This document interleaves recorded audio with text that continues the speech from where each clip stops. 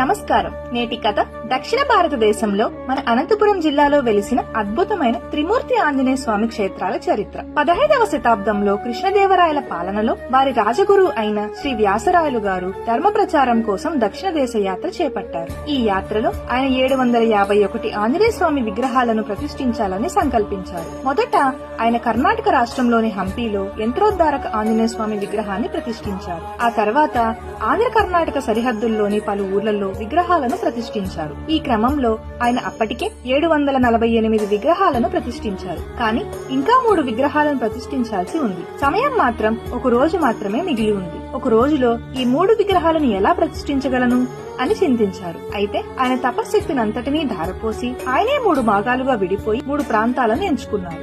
ఈ 3 చోట్ల ఒకేసారి శ్రావణ మాసంలో శ్రవణ నక్షత్రంలో ఆంజనేయ స్వామికి ప్రీతికరమైన మంగళవారం రోజున ఈ 3 ఆంజనేయ స్వామి విగ్రహాలను ప్రతిష్ఠించడం జరిగింది. ఆ 3 పవిత్ర క్షేత్రాలే మన మురడి, మాకల, ఇప్పుడు నేమకల్లు, కసాపురం. మొదటిది మురడి ఆంజనేయ స్వామి. కర్ణాటక సరిహద్దుల్లో ఉన్న మురడి గ్రామంలో వెలిసిన ఈ ఆంజనేయుడు భక్తులకి బలాన్నిచ్చే శక్తి స్వరూపుడు. రెండవది నేమకల్లు ఆంజనేయ స్వామి. ఆంధ్ర కర్ణాటక సరిహద్దుల్లోని నేమకల్లు గ్రామంలో ఉన్న ఈ ఆంజనేయుని గుడి స్థానిక ప్రజల ఆరాధన కేంద్రంగా నిలిచింది.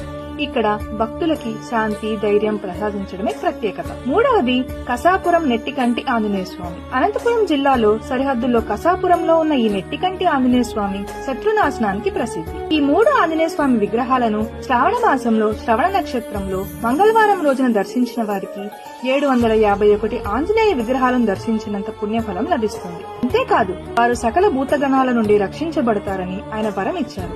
అప్పటి నుండి ఈ 3 ఆంజనేయ దేవాలయాలు భక్తులచే పూజలందుకుని స్వామి కృపకు పాత్రులవుతున్నారు.